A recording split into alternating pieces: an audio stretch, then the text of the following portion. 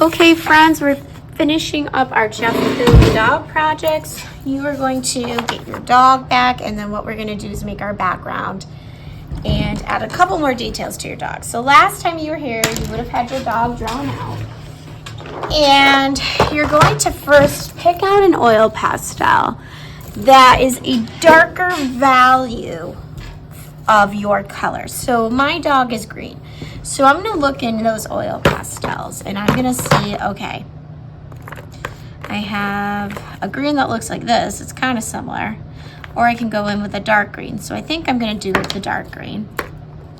Okay, same thing with my orange here. In my original, I didn't want to pick this orange because it's actually a little lighter. Value is the darkness or lightness of a color. So if I tell you I want a dark value, you would go in with a darker version of your color. That's called a dark value of the color. So what I'm going to do is just the undersides, the bottom of every oval and shape. So what that means is that our light source is going to be hitting the top, and then on the bottom, the underside of the dog and those areas, there's not as much light hitting. So I'm just gonna go around the bottom of the feet near the curve and do a little curve like this, the bottom of the stomach. I'm gonna do the bottom of these feet. So I'm not coloring in with these, okay? We're just adding some lines right now. And then gonna do the bottom of this, bottom of this. Can even color in this part because usually there's some shadows in there. These are our shadows. Bottom, bottom, and bottom. And then we have one more area here. Perfect. Now what I'm going to do with one finger, one pointer finger, my writing hand pointer finger, I'm going to push up. And what's going to happen, and you can also do little circles if you want, is it's going to kind of blend that pastel into our work. So it's gonna make the shadows look a little more blended in. You'll have, I don't want you to keep blending and blending and blending. I don't want you to keep doing this, blending and blending and blending and blending until all the really dark spots are gone. If that happens, what you can do is you can always go back in and retrace with that so you still have a really dark area. So I'm just gonna go in and just kind of smooth out each of my shadows a little bit. Okay, so now that I have that done, I'm just gonna add a couple highlights. So I'm going to get a white pastel and I'm just gonna add kind of away from where the shadows are, some lines to look like little shiny pieces on the dog. Okay, there we go, friends. So now what we're gonna do is we are going to now put this to the side and we're gonna work on our backgrounds before we cut the dog out. So I'm gonna get my background paper and then you're also gonna get a piece of drawing paper. And what you're going to do is make a cloud shape with this drawing paper. So I need to fold it in half.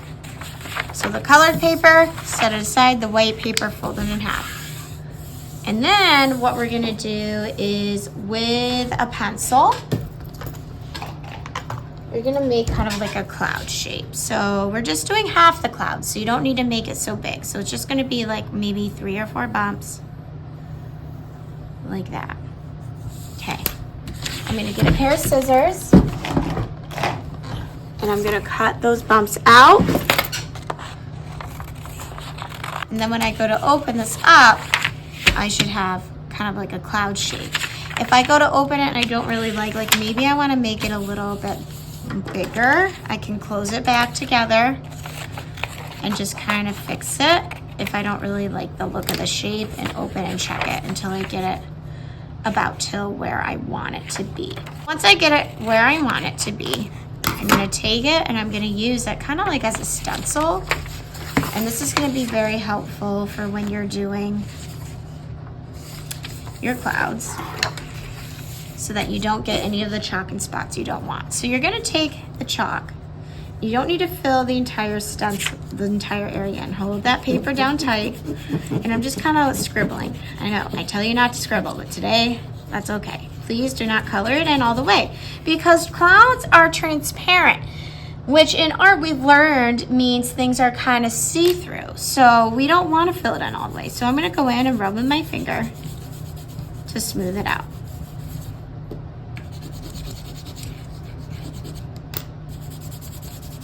Okay, and then I'm gonna pick a color to represent the shadows of my clouds, okay? So really, usually shadows are done with blue. Now again, these are called chalk pastels. We're not using the oil pastels for this. Usually they're blue, but I've seen like clouds have a little purple or yellows in them or oranges even. So if you choose a different color, that's fine.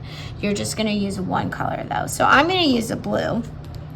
I'm just gonna get the bottom edge of that cutout. Just the bottom. And then what I'm gonna do is I'm gonna go in and I'm gonna blend that in to my white. I can always go back in with more white if I need to and blend that. And then when I pull that off, I have a nice clean edge, okay? So I'm looking at this cloud. I think, you know what, Mrs. Plumber's just gonna adjust the top a little bit so that the top's a little fluffier. And then I'm gonna do the next one. You don't need to adjust it. You can do the same cloud over and over. So again, I'm just holding this down. The point of the stencil is to get some nice clean cloud edges. Scribbling, blending with one or two fingers, getting your same color. So I chose blue, going on the bottom and rubbing, blending that into the white. All right, then I pull that off, and now I don't have all that mess, and I avoided all my smears. I can have one that bleeds off the page like this. Scribble your white, blend it. If you have a lot of blue on your finger, you might want to maybe have a finger for the blue that you just designate for the blue chalk, so you're not blending that blue too early. Okay, get the blue at the bottom, blend that in. I'm gonna keep doing that until I get a good amount or how I like it. So now that I have my dog cut out, I'm gonna just kind of go in and look on my paper. If you have anywhere where you have fingerprints, you can take an eraser and very gently, not too hard, because this wasn't really meant to be used on construction paper so much. You can gently erase any, fingerprints. I did a pretty good job, so I'm not gonna worry about it. So now that I have that done, I'm gonna get my dog, flip it over, but I don't wanna flip it over on my chalk paper because I will get chalk on my dog, which I don't want. I'm gonna add some glue on the back of that dog.